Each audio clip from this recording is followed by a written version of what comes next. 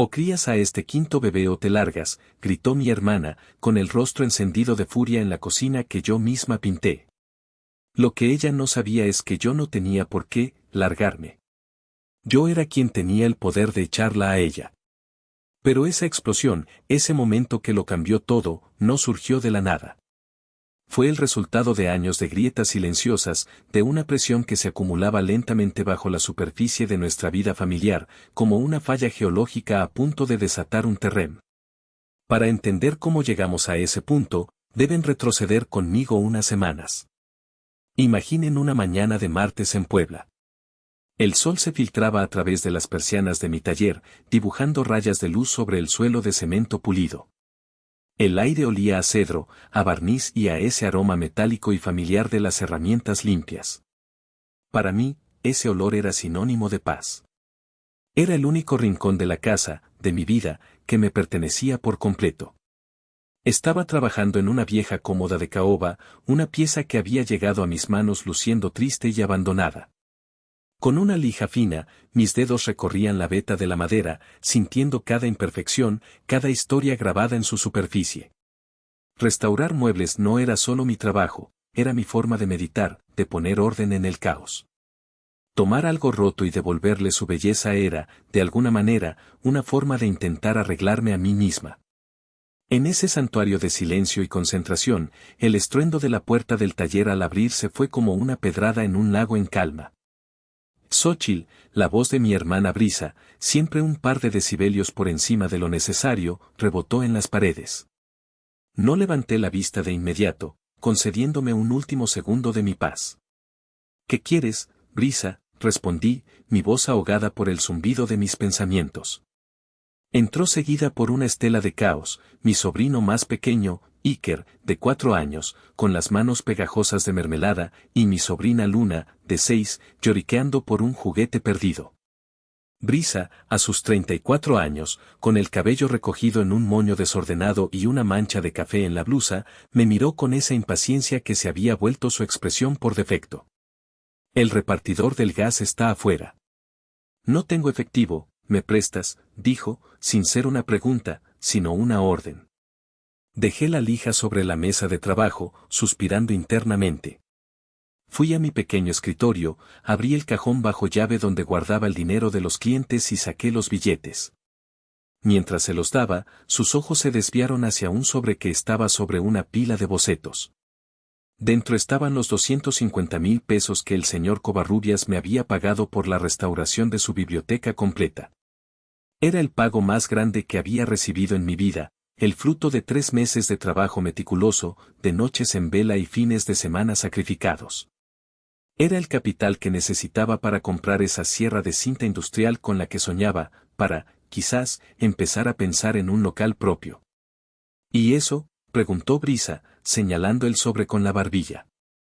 Es el pago del último proyecto, dije en voz baja, intentando deslizarlo discretamente debajo de un catálogo. 250,000, exclamó, ya que había visto la cifra en el recibo que asomaba. Sus ojos brillaron, pero no con orgullo por mí. Brillaron con el cálculo rápido de un matemático frente a una pizarra llena de necesidades. ¡Qué bueno! Justo a tiempo. A Heriberto le toca la verificación del coche, los niños necesitan uniformes nuevos y la lavadora ya casi no da para más. Sentí un frío recorrer mi espalda. No dijo que bien por ti, hermana. No dijo felicidades, tu esfuerzo está dando frutos. Dijo que bueno, para nosotros. Ese día, la paz de mi taller se sintió frágil, invadida. La cómoda de caoba me esperaba, pero de repente, sentí que no solo estaba restaurando madera muerta. Estaba en una lucha constante por restaurar mi propia vida, una vida que cada día se sentía un poco menos mía. Para comprender por qué agaché la cabeza ante la lista de compras de Brisa, por qué durante 7 largos años permití que mi vida se disolviera en las necesidades de la suya, tienen que viajar conmigo aún más atrás en el tiempo. A una noche lluviosa de hace 10 años. Yo tenía 19 años y acababa de obtener mi licencia de conducir. Mis padres, que siempre habían fomentado mi independencia, me animaron a llevarlos a una cena familiar en Atlixco. Yo estaba feliz, me sentía adulta al volante del sedán familiar, con mi padre en el asiento del copiloto dándome indicaciones tranquilas y mi madre en el asiento trasero, tarareando una canción de la radio. La lluvia no era fuerte, solo una llovizna persistente que hacía que las luces de los otros coches se reflejaran en el asfalto como acuarelas borrosas. Recuerdo el olor a tierra mojada que entraba por la ventanilla entreabierta. Recuerdo la risa de mi padre por un chiste que acababa de contar. Y entonces, todo se volvió blanco. Un destello cegador de faros en nuestro carril, el chirrido ensordecedor de los neumáticos intentando adherirse al pavimento mojado, y un impacto tan violento que sentí como si el mundo se hubiera partido en dos. Desperté en un hospital. El olor antiséptico me quemaba la nariz. Tenía un brazo enyesado y un dolor sordo en las costillas. Lo primero que vi fue el rostro de mi tío Isidro, pálido y con los ojos enrojecidos. Y luego, vi a Brisa, de pie junto a la ventana. ¿Y mis papás?, pregunté, con la voz rota. El silencio de mi tío fue toda la respuesta que necesité. Pero las palabras de Brisa fueron las que me sentenciaron. Se giró, y con una frialdad que me heló los huesos, dijo, si tan solo no hubieran hecho ese viaje. Si tan solo no hubieras insistido en manejar tú. No importó que la policía determinara que la culpa fue enteramente del otro conductor, un hombre que manejaba en estado de ebriedad y que también perdió la vida. No importó que mi tío me repitiera una y otra vez que no fue mi culpa. Las palabras de Brisa se grabaron en mi alma como un epitafio. En el funeral, mientras yo me sentía un fantasma flotando en un mar de dolor y culpa, Brisa asumió el papel de la huérfana trágica. Aceptaba las condolencias, lloraba en el hombro de Heriberto, su novio de entonces, y me lanzaba miradas que me hacían sentir como la asesina de nuestra propia felicidad. Desde ese día, una deuda invisible se estableció entre nosotras. Yo, la superviviente culpable, ella, la víctima a la que la vida le había arrebatado todo. Me convertí en la sombra que intentaba compensar una pérdida incompensable. Cuando su primer hijo nació, dejé mis estudios de diseño gráfico para ayudarla. Cuando se mudó con Heriberto a la casa de nuestros padres, la casa que ahora era legalmente mía pero que se sentía de todos menos mía, no dije nada.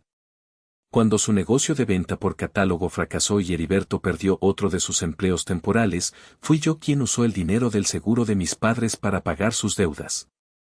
Cada sacrificio era un pago a plazos de esa deuda imaginaria. Cada vez que cedía, una parte de mí susurraba que me lo merecía. Ella había perdido a nuestros padres por mi culpa, que era perder un poco de dinero, un poco de tiempo, un poco de mí misma, en comparación.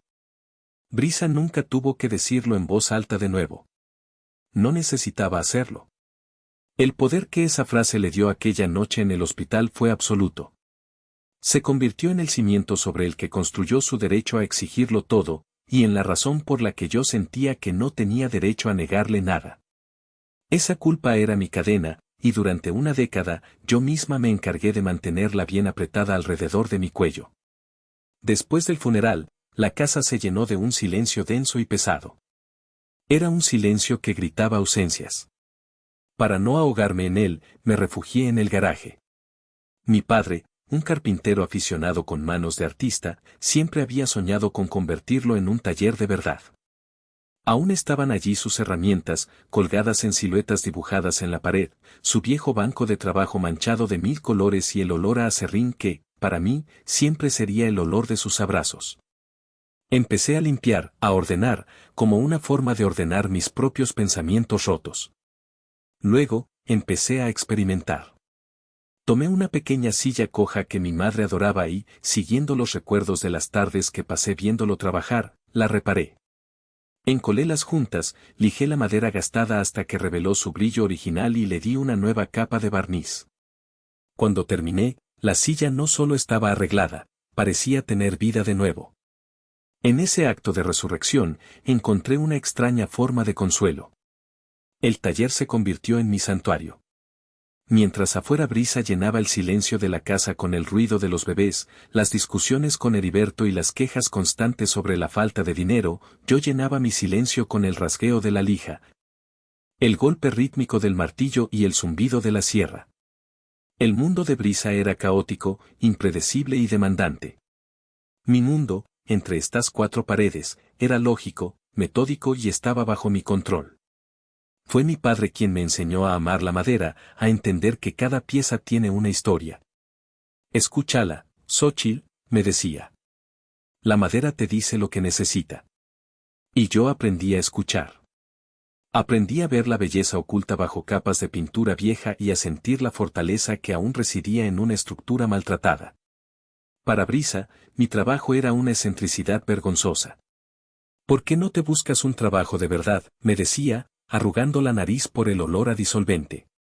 Pasas todo el día encerrada con esa basura vieja. La casa apesta a tus químicos. Nunca entendió que yo no trabajaba con basura. Trabajaba con legados. La mesa que perteneció a una abuela, el armario donde un joven guardó sus sueños, la cuna que meció a generaciones. Darles una nueva vida era mi forma de honrar el pasado, el mío y el de otros.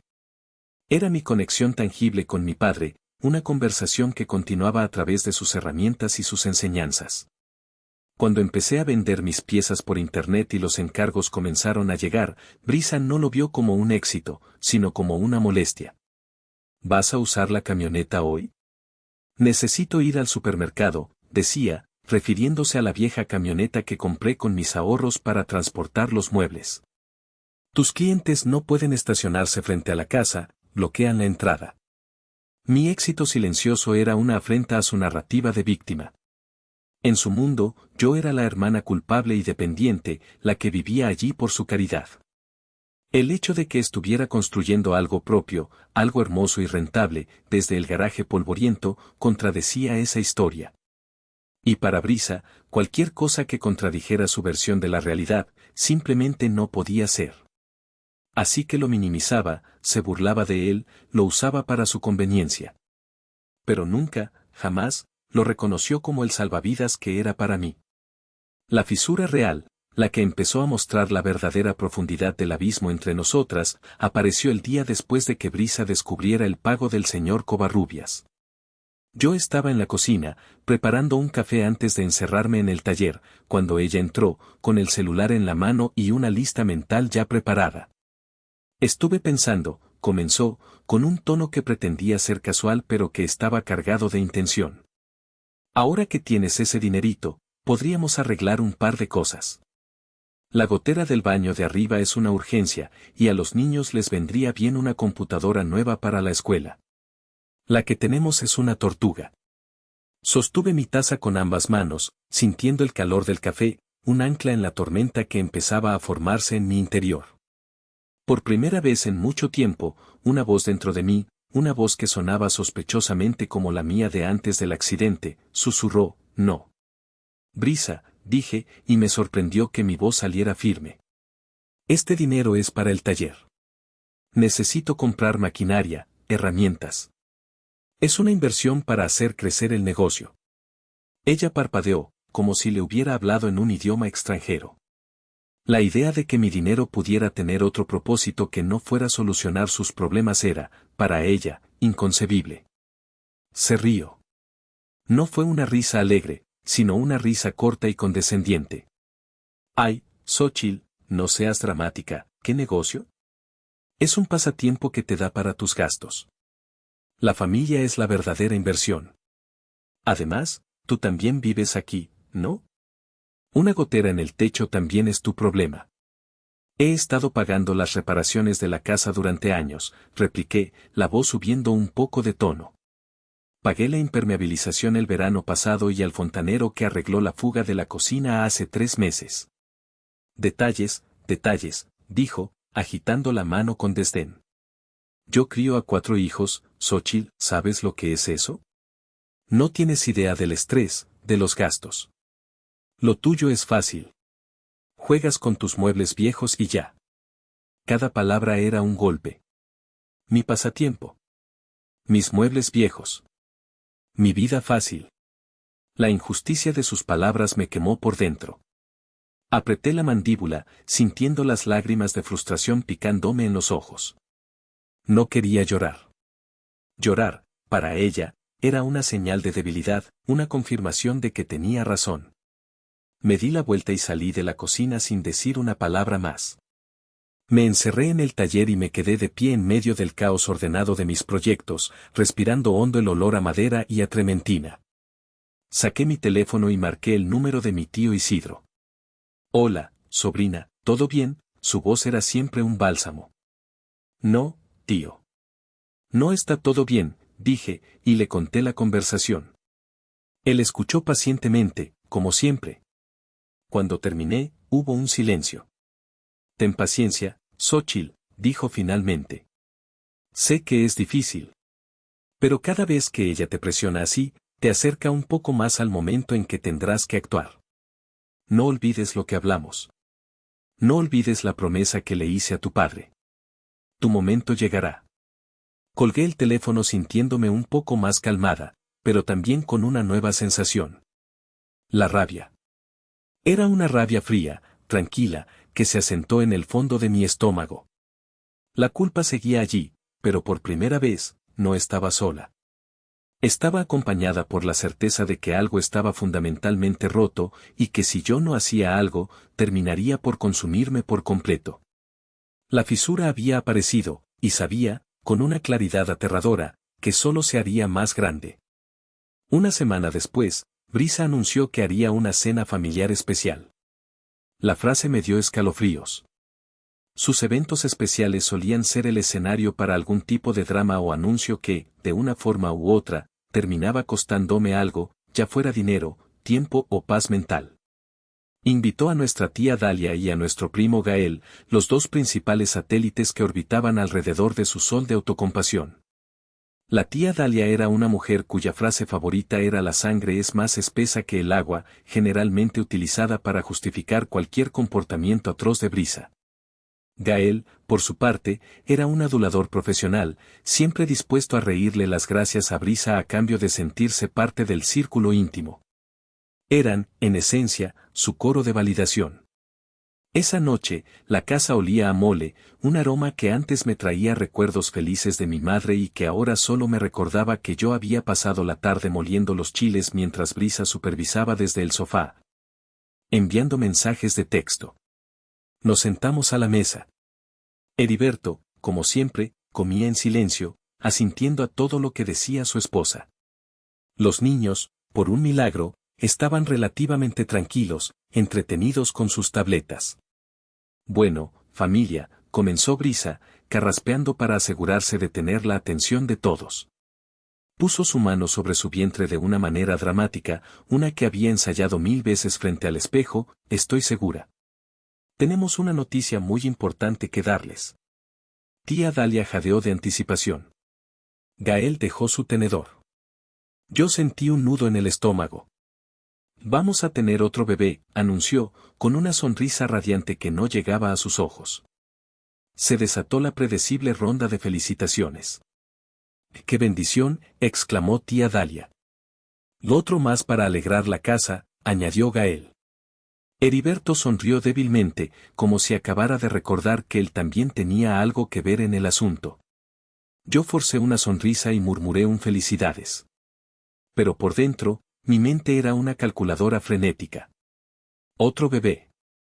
Otro cuerpo que alimentar, que vestir, que cuidar. Otro año de mi vida hipotecado.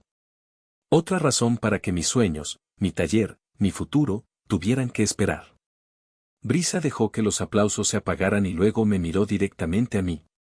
Su sonrisa se desvaneció, reemplazada por una expresión seria, casi solemne.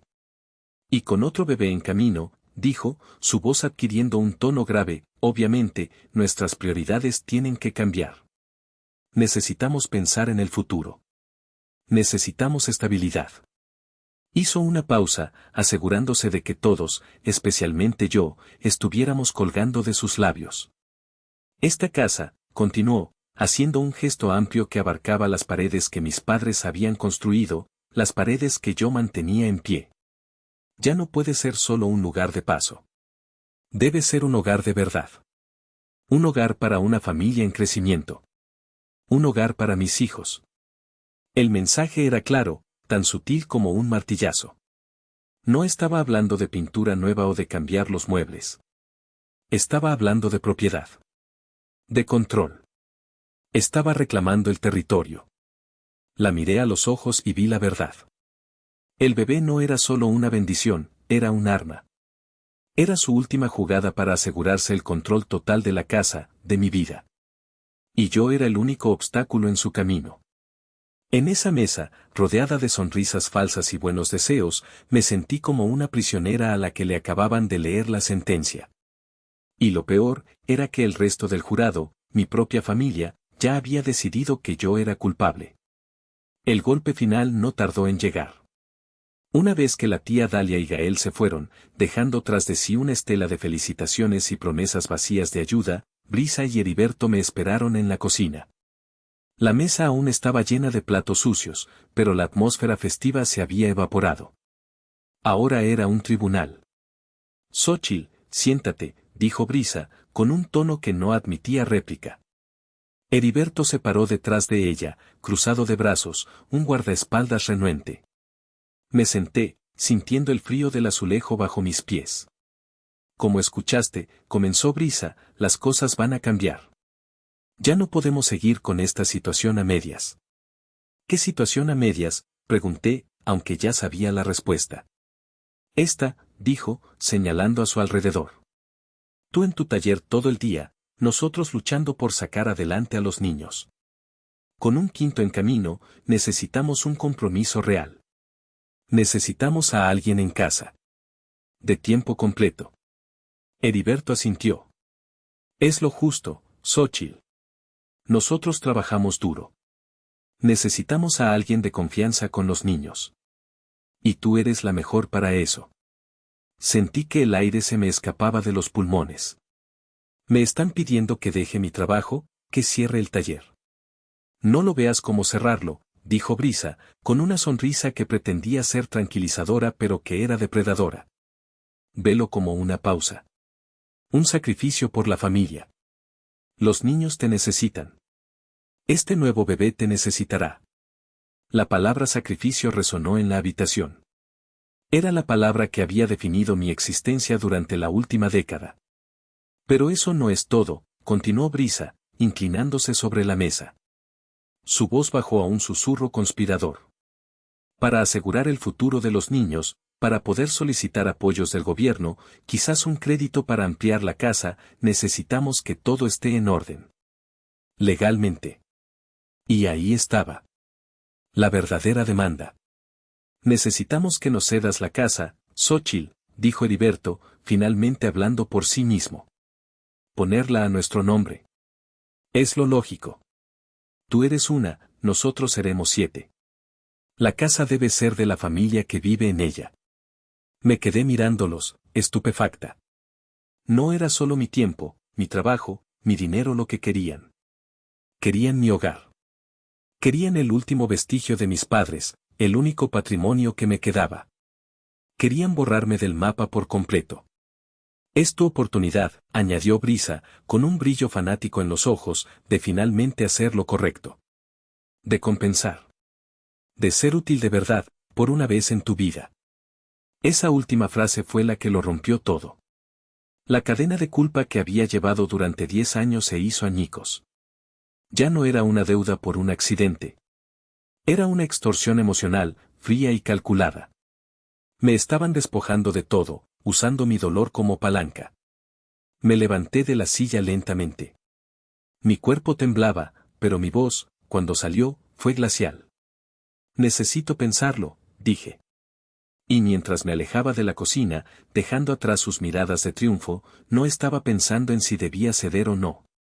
Estaba pensando en cómo iba a destruirlos.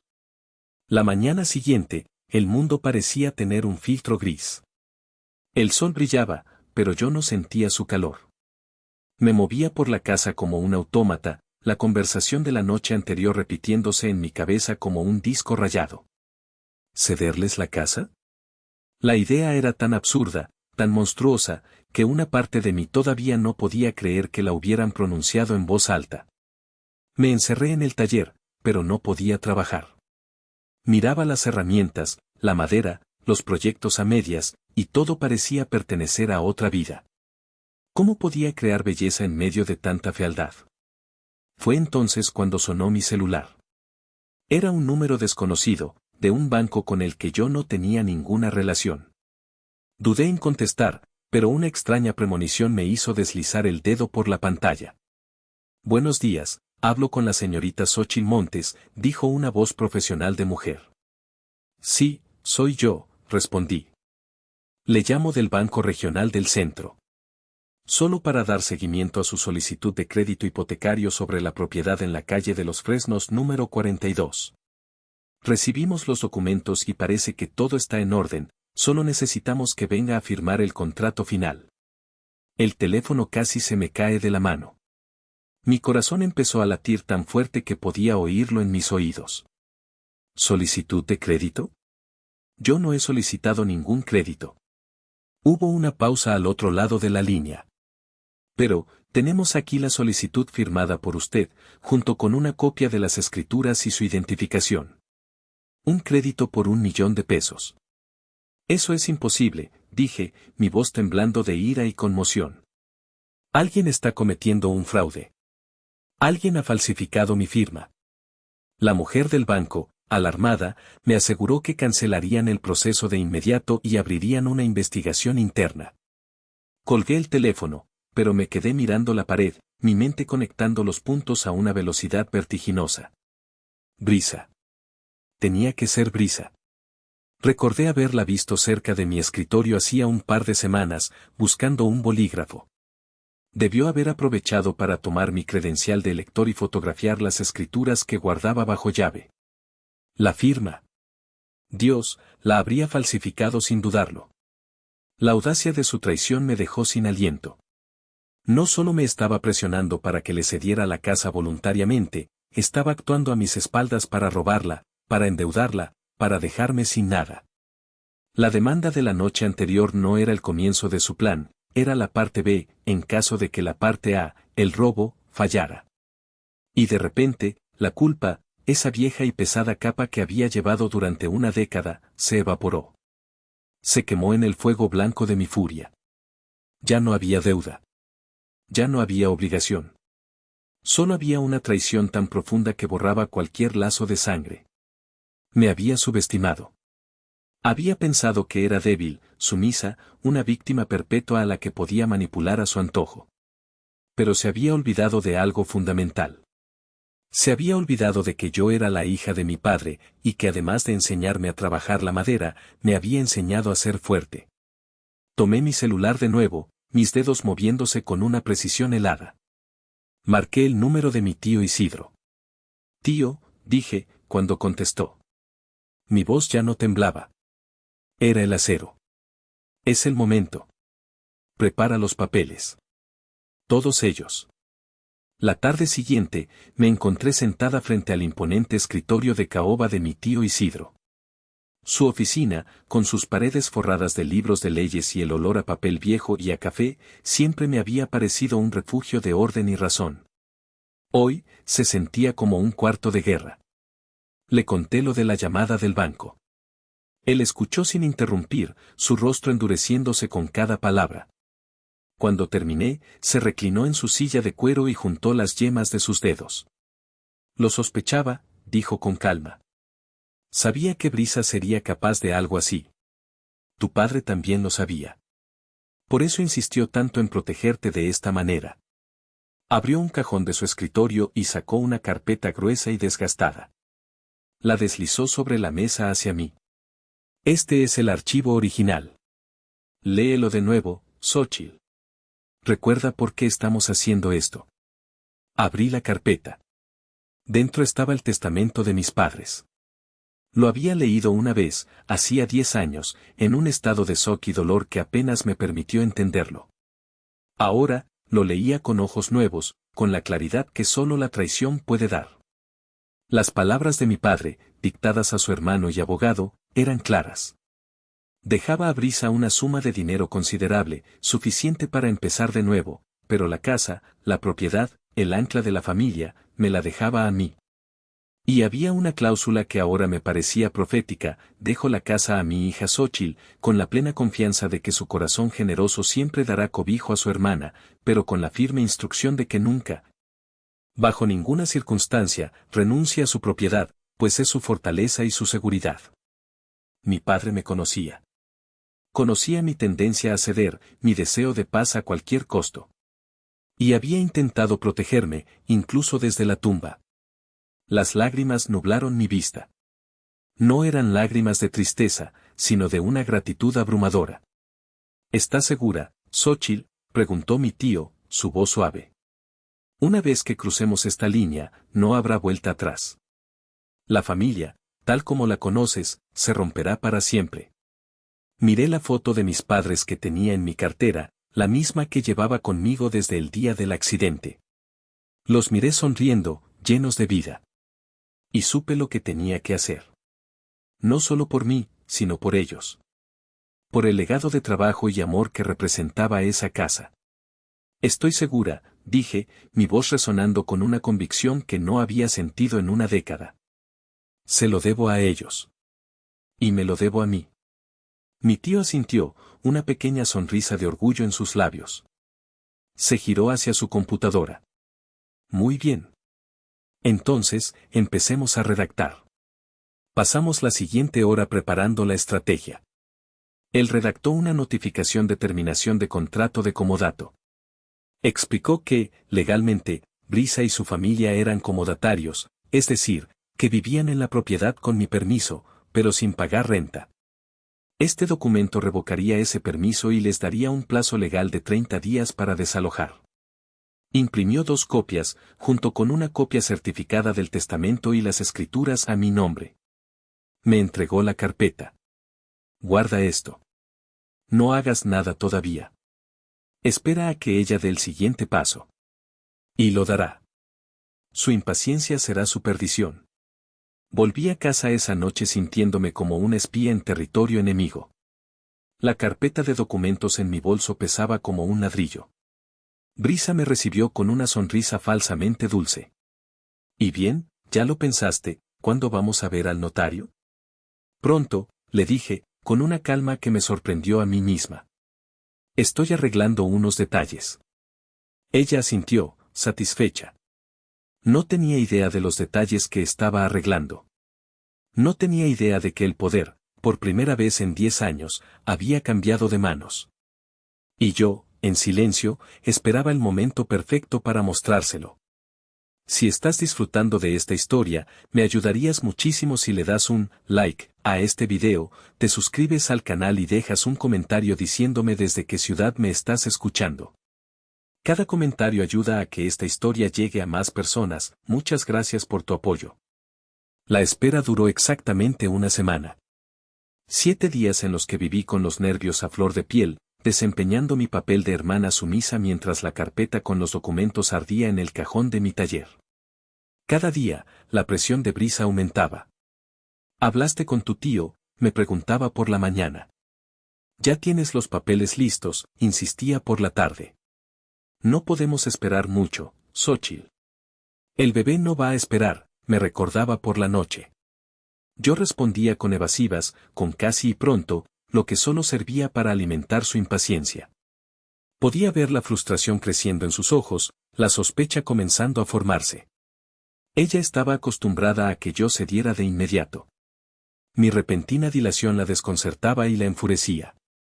El sábado por la tarde, la bomba finalmente explotó. Yo estaba en la cocina, preparando la masa para unas gorditas de nata, una receta de mi madre que me traía consuelo. Estaba concentrada, mis manos cubiertas de harina, cuando Brisa irrumpió en la cocina como un huracán. Su rostro estaba rojo, sus ojos inyectados en sangre. En su mano, sostenía una carta del Banco Regional del Centro. Mi corazón dio un vuelco. Era la carta de rechazo y advertencia sobre la solicitud de crédito fraudulenta. ¿Qué es esto, Xóchitl?, siseó, agitando el papel frente a mi cara. Llamé al banco para ver qué pasaba con nuestro crédito y me dijeron que la solicitud fue cancelada por actividad sospechosa. Tú hiciste esto, estás saboteando el futuro de mi familia. Me quedé en silencio por un momento, limpiándome la harina de las manos lentamente. La ironía era tan espesa que se podía cortar con un cuchillo. Me acusaba de sabotear un crimen que ella había cometido contra mí. Yo no hice nada, Brisa, dije con calma. Probablemente se dieron cuenta de que la firma en la solicitud era una falsificación barata. Su rostro pasó del rojo al blanco pálido. La había atrapado. Pero en lugar de mostrar remordimiento, su shock se transformó en una furia pura y desenfrenada. Para una narcisista como Brisa, ser descubierta no es una lección de humildad, es una declaración de guerra. Insolente, gritó. Así es como me pagas todo lo que he hecho por ti, te di un techo, te di comida, he tolerado tu sucio taller en mi casa durante años. Y ahora, ¿cuándo más te necesito, te atreves a darme la espalda? ¿Tu casa, Brisa?, pregunté, y mi voz era peligrosamente tranquila. Esa pregunta fue la chispa final. Se abalanzó hacia mí, deteniéndose a solo unos centímetros, su aliento caliente en mi cara. Sí, mi casa, rugió, su voz llenando cada rincón de la cocina, haciendo vibrar los vasos en el estante. Y mi casa y mi familia, y tú vives aquí de arrimada, vives aquí gratis, así que cuidarás a mi quinto bebé.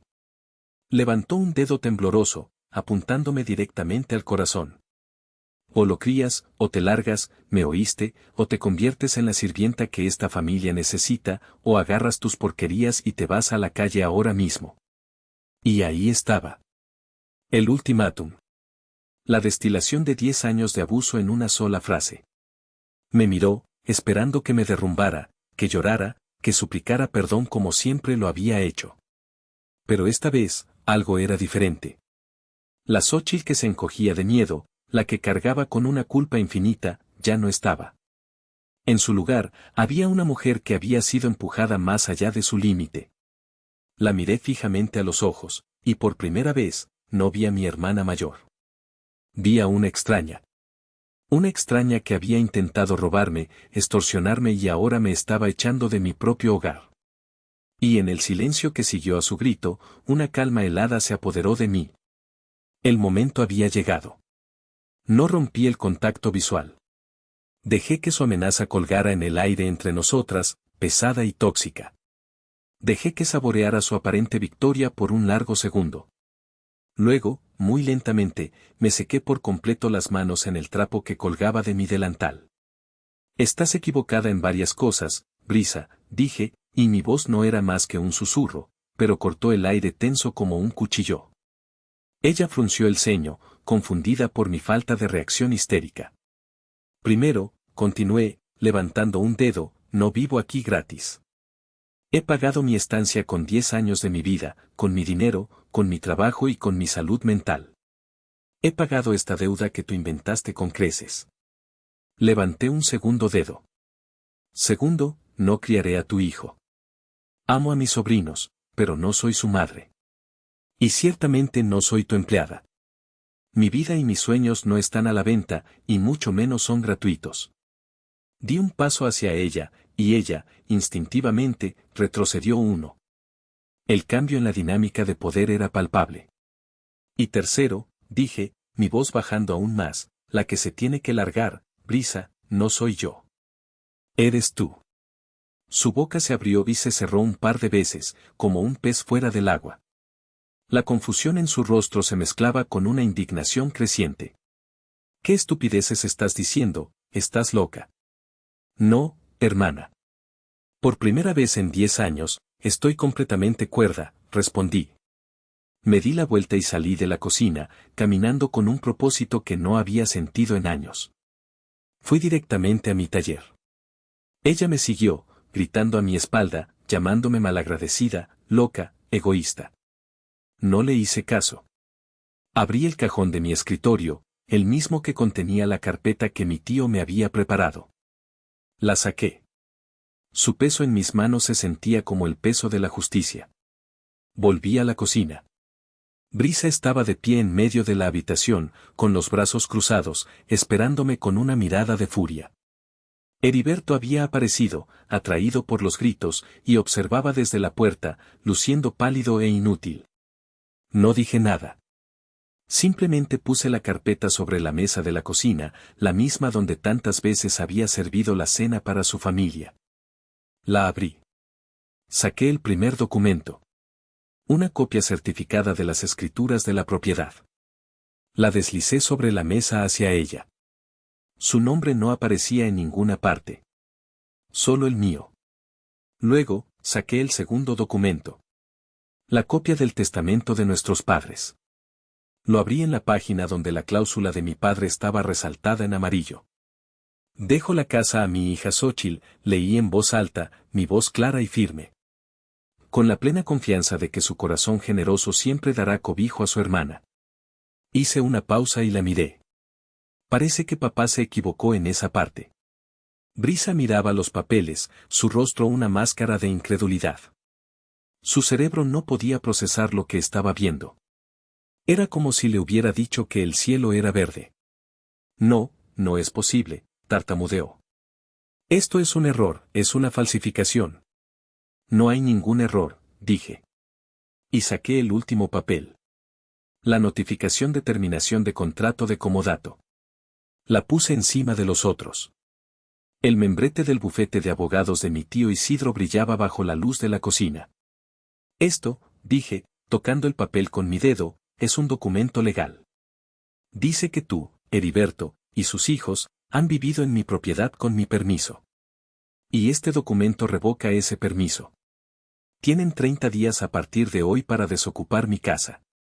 El silencio que cayó en la cocina fue absoluto. Era un silencio tan profundo que podía oír el zumbido del refrigerador. Heriberto parecía que iba a desmayarse. Brisa, por su parte, me miró. Y en sus ojos, vi algo que nunca había visto antes, miedo. Había perdido el control. Y acababa de darse cuenta de que la prisionera, durante todo este tiempo, había sido la dueña del castillo. Justo en ese momento de máxima tensión, cuando el mundo parecía haberse detenido en nuestra cocina, sonó el timbre. El sonido fue tan inesperado que los tres nos sobresaltamos. Brisa fue la primera en reaccionar. Una chispa de esperanza, o quizás de desafío, se encendió en sus ojos. Probablemente pensó que eran la tía Dalia o Gael, refuerzos para su causa. «Deben ser mis padrinos», exclamó, como si la llegada de testigos fuera a cambiar la realidad de los documentos sobre la mesa. Corrió a abrir la puerta. Pero la persona que estaba en el umbral no era ningún familiar dispuesto a apoyarla. Era mi tío Isidro. Estaba impecablemente vestido con su traje de trabajo, su maletín de cuero en la mano, su expresión serena y profesional. Irradiaba una autoridad tranquila que inmediatamente cambió la atmósfera de la confrontación. «Buenas tardes, Brisa, Heriberto», dijo, con una voz cortés pero firme. «Xóchitl, ¿está todo bien?» «Todo en orden, tío», respondí, sintiendo una ola de alivio. Brisa se quedó paralizada. Ver a nuestro tío, el abogado de la familia, el albacea del testamento de nuestros padres, parado en la puerta, confirmó la terrible verdad que su mente se negaba a aceptar. Esto no era un engaño. Era real. Tú, siseó Brisa, señalándolo con un dedo acusador. Tú sabías esto todo el tiempo, eres un traidor, te pusiste de su lado. Mi tío entró en la casa, cerrando la puerta suavemente detrás de él. No estoy del lado de nadie, Brisa. Estoy del lado de la ley y de la última voluntad de mi hermano, dijo con calma. Y estoy aquí para asegurar que este proceso se lleve a cabo de manera civilizada y para responder cualquier pregunta que puedan tener sobre el documento que Xóchitl les acaba de entregar. Su presencia era como un balde de agua fría sobre la histeria de Brisa. Ya no era una pelea a gritos entre hermanas. Se había convertido en un asunto legal. Heriberto, que hasta entonces había sido un espectador mudo, finalmente encontró su voz, aunque era un hilo tembloroso. «Pero, ¿a dónde iremos?», preguntó, mirando a mi tío con ojos suplicantes. «Tenemos 4 hijos, y uno en camino. No pueden echarnos a la calle». «Nadie los está echando a la calle hoy, Heriberto», explicó mi tío pacientemente. «La ley les otorga 30 días para encontrar un nuevo lugar donde vivir. Es un plazo razonable. Xóchitl está siendo muy justa». «Justa», gritó Brisa, su voz rompiéndose en un sollozo de rabia. «Justa, nos está destruyendo, después de todo lo que hemos hecho por ella, es una serpiente, una víbora desagradecida que criamos en nuestro seno. Se lanzó en una diatriba de insultos y acusaciones, pero sus palabras habían perdido todo su poder. Ya no me hacían sentir culpable. Sonaban huecas, desesperadas. Eran los gritos de una reina cuyo trono acababa de ser demolido frente a sus ojos. Mi tío esperó a que terminara, su expresión impasible. Cuando finalmente se detuvo, agotada y sin aliento, él simplemente dijo: les sugiero que busquen asesoría legal si así lo desean. Pero les aseguro que los documentos son irrefutables. Ahora, si me disculpan, vine a asegurarme de que mi sobrina esté a salvo. Me quedaré un rato. Ese fue el golpe de gracia. La presencia de un abogado, protegiéndome a mí, en mi propia casa, de ellos. La inversión de roles era total y absoluta. Brisa se derrumbó en una silla, su rostro enterrado entre sus manos, no en señal de arrepentimiento, sino de derrota total. Había jugado su última carta y había perdido la partida de su vida. Los primeros días después de la revelación fueron extrañamente silenciosos. Brisa y Heriberto se movían por la casa como fantasmas, evitándome, susurrando en su habitación. La tensión era tan densa que se podía sentir en el aire. Por mi parte, seguí la sugerencia de mi tío y pasé las noches en un pequeño hotel cercano para evitar cualquier confrontación nocturna, regresando a mi taller durante el día. Pensé, ingenuamente, que su derrota los había aplacado. Pensé que usarían el tiempo para buscar un nuevo lugar, para hacer las paces con su nueva realidad. Estaba equivocada. Brisa no era de las que aceptan una derrota. Era de las que, cuando están acorraladas, atacan de la forma más sucia posible. El ataque llegó una tarde de martes, casi 10 días después del ultimátum.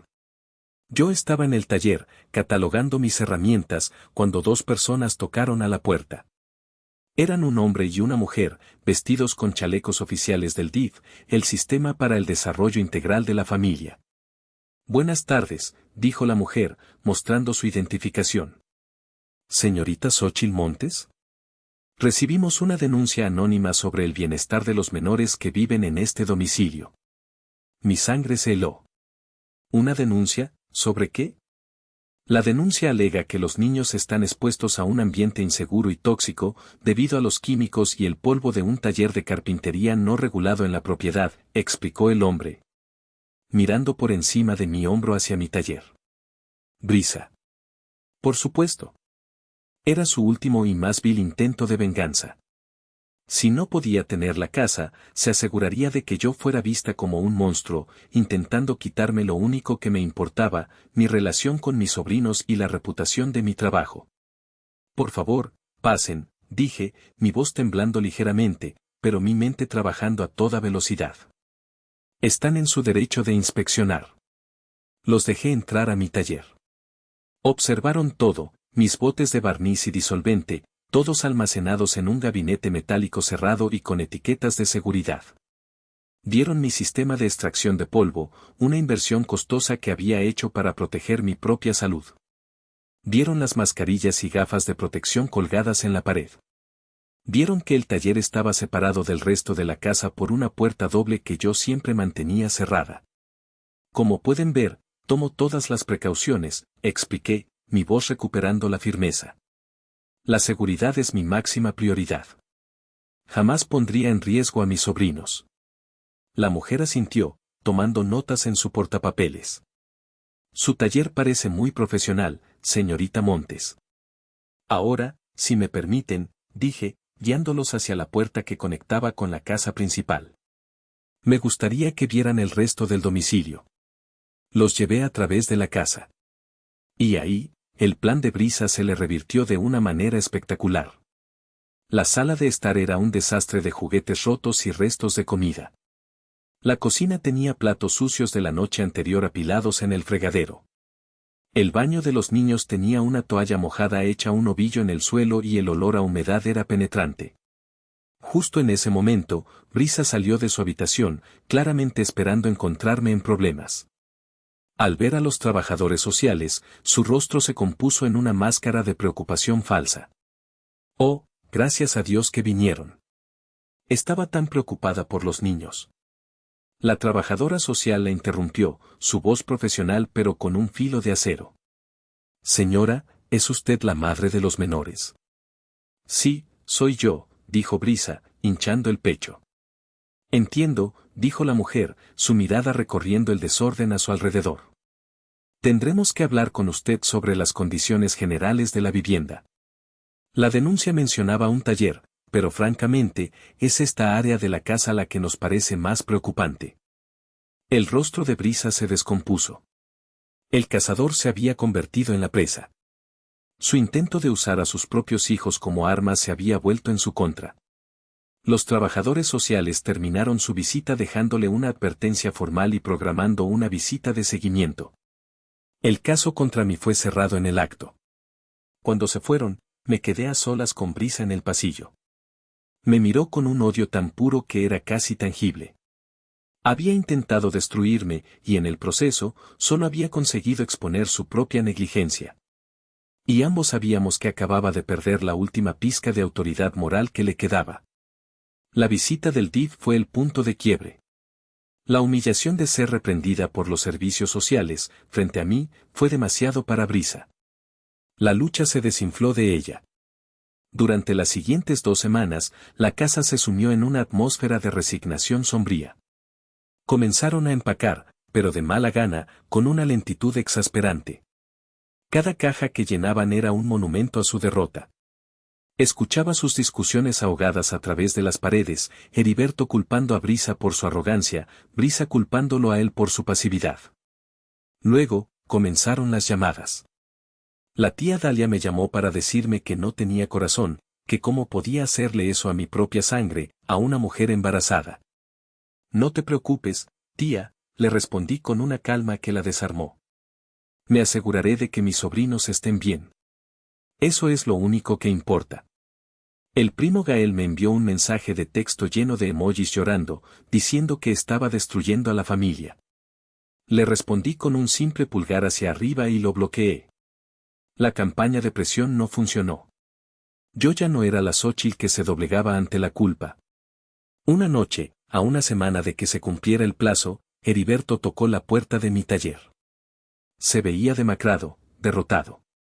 No encontramos nada, Xóchitl, dijo en voz baja. Nadie quiere rentarle a una familia con 4 hijos y sin un trabajo estable. Los depósitos son muy altos. No tenemos a dónde ir. Era la primera vez que me hablaba sin la presencia de Brisa. En sus ojos, vi un destello de pánico real. Y a pesar de todo, sentí una punzada de lástima, no por él, sino por los niños que estaban atrapados en medio de su incompetencia. Hablaré con mi tío, le dije. Veré qué se puede hacer. Al día siguiente, me reuní con el tío Isidro y le propuse un plan. Él estuvo de acuerdo. Esa noche, llamé a Heriberto a mi taller y le presenté mi oferta. He encontrado un apartamento de 3 recámaras en una zona decente, cerca de una buena escuela, le dije, mostrándole el anuncio en mi laptop. Estoy dispuesta a pagar el depósito y los primeros 3 meses de renta. Es un préstamo, sin intereses. Me lo pueden devolver cuando se estabilicen. Pero hay condiciones. Él me miró, expectante. La primera, dije, es que el contrato de arrendamiento estará a nombre de ambos, tuyo y de Brisa. Ambos son responsables. Se acabaron los pretextos. La segunda, continué, es que Brisa debe inscribirse en un programa de asesoramiento financiero y para padres. El DIF ofrece unos gratuitos. Quiero ver el comprobante de inscripción. Y la tercera, y más importante, yo tendré un acuerdo de visitación claro con mis sobrinos. Los veré los fines de semana, y tendré derecho a hablar con ellos por teléfono cuando quiera, sin interferencias. Heriberto me miró, asombrado por mi minuciosidad. Era un plan. Un plan real. Algo que él y Brisa habían sido incapaces de crear en años. Asintió lentamente. Está bien, Xóchitl. Hablaré con ella. Gracias. Brisa, por supuesto, se indignó al principio. La idea de aceptar mi caridad y mis condiciones la enfureció. Pero el pánico de quedarse en la calle fue más fuerte que su orgullo. Aceptó. El día 30, un camión de mudanza se estacionó frente a la casa. Vi cómo sacaban sus cosas, los muebles que habían llenado los espacios, la vida que habían construido a mis expensas. Cuando el camión se fue, Brisa se acercó a mí por última vez. Nunca te perdonaré esto, dijo, su voz llena de veneno. No te pedí que lo hicieras, respondí con tranquilidad. Solo te pido que cuides bien de tus hijos. Se dio la vuelta y se subió al coche de Heriberto sin mirar atrás. Vi cómo se alejaban por la calle hasta desaparecer. Y entonces, entré a la casa. Mi casa. Y cerré la puerta. Los primeros días, el silencio era abrumador. Cada rincón de la casa parecía gritar las ausencias, el eco de las risas y las peleas de los niños. Por un momento, me enfrenté a ese miedo primordial que siempre había evitado, la soledad. Me sentí como la única superviviente de un naufragio, en una isla desierta. Pero entonces, empecé a llenarlo. Puse mi música favorita a todo volumen mientras limpiaba cada habitación, purgando los últimos vestigios de su presencia.